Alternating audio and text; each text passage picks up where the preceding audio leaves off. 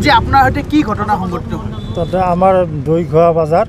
চুয়াপাতা দৈঘোৱা বাজাৰ এটা ব্ৰিজৰ কামৰ ইনিগেশ্যনৰ কাৰণে আমাৰ আজি ডেটা সময় কৰা হৈছিল 3টা MLA ছাৰে সময় দিছিল সেই হিচাপে MLA ছাৰো তাতে আহিছিল কিন্তু যেতিয়া আমাৰ ফিতা কাটিবলৈ যায় MLA ছাৰে তেতিয়া MLA ছাৰে কি কৰিল কলা গাছটো সৰু থকাৰ কাৰণে মানে কৈছে সেইটো কল যে এইটো এৰেঞ্জমেণ্ট কোনে কৰিছে তাৰ পৰা কোনোবা কৈছে যে এইটো শহীদুৰ নামৰ এটা ল'ৰা আছে তেখেতে কৰিছে তাই MLA ছাৰ ক'লে এইটো শহীদুৰ নাম ল'ৰাটোক মাতকচোন মোক মাতিল মোক ক'লে যে পুষ্কুল যিহেতুকে আগত এইবিলাক কৰিছে নেকি আগত পুষ্কুল তোৰ ঘৰ ক'ত মোৰ ছাৰ মোৰ ঘৰটো গৌৰীপুৰ আগত এইবিলাক এনেকুৱা কৰা নাই মই ছাৰ এইটো আমি এনেকুৱা ডাঙৰ কাম কৰা নাই সৰু সুৰা কাম কৰিছোঁ তাতে খালি নেম প্লেটটো হ'লে আছিল আৰু বেলেগ না আছিল ইয়াত ডাঙৰ কাম এইবাৰে প্ৰথম কয় এইবিলাক গাছ আনিছে নেকি এই এনেকুৱা সৰু গাছ আনিছিল নেকি এই কথা কৈ মোক এটা চল মাৰিল চল মাৰাৰ পিছত কি কলা গাছ হয়তো MLA ছাৰ শামসুলুদা বিলিচিপাৰা বুকেৰ কাপড় ধৰছে না বুকেৰ কাল চলত এটা চল মাৰিল চল মাৰাৰ পিছত কলা গাছ তুলি দাঙি মোৰ মূৰত মাৰিছে এটা অলপ চোট পাইছে ফুলি আছে এগৰাকী বিধায়কৰ এনে আচৰণ কি ক'ব? বিধায়কজন যিজন কৰি যেনেকুৱা কাম কৰিছে এইটো ঠিক কৰা নাই তাক উচিত বিচাৰ লাগে মই ৰাইজৰ বা সকলো সংগঠনৰ ওপৰত মই কি কৰিছোঁ যাতে মোক উচিত এইটো বিচাৰ লাগে আৰু কি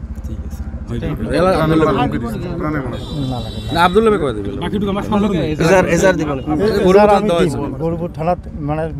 ৰেডি হৈ আছে আমি দিম ৰেডি হৈ আছে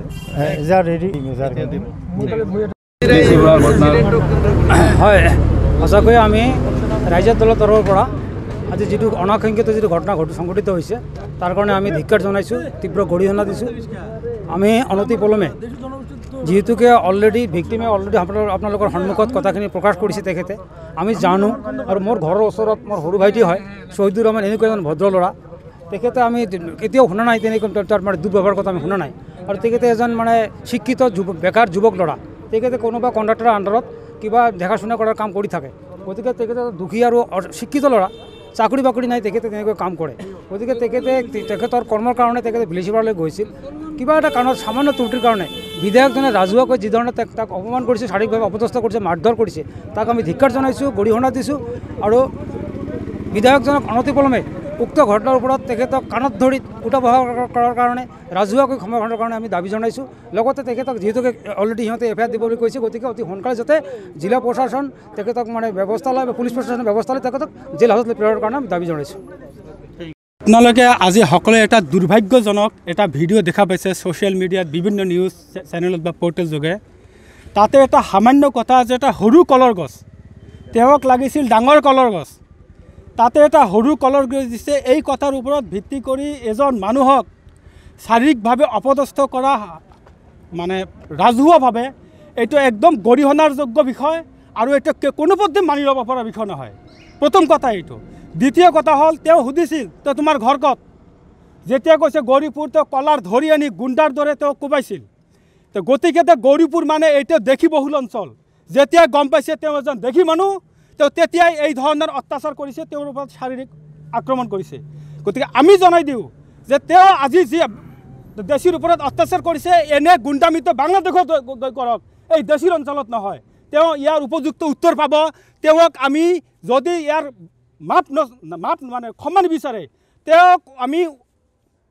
বেয়া ভাষা নকওঁ আমি আৱেগিক হৈ আছোঁ তেওঁক আমি গৌৰীপুৰ অঞ্চলত পালে তেওঁক শাৰীৰিকভাৱে অপদস্থ কৰিম আমি স্পষ্টভাৱে কৈ দিছোঁ দেশী অঞ্চলত UDF-এ কোনো ধৰণৰ প্ৰচাৰ কৰিব নোৱাৰিব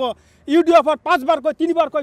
MP হৈ যোৱা দেশী মানুহে বিনা চৰ্তে ভোট দি আমাৰ UDF-ৰ 3বাৰকৈ MP বনাই দিছিল আৰু তেওঁৰ দ্বাৰা বিধায়কে আজি দেশী মানুহ এজনক এনেকৈ অপদস্থ কৰা কোনোপধ্যে দেশী জনগোষ্ঠীয়ে মানে মানি লয় এইটো বিধায়কে যাতে জানি লয় লগত UDF-ৰ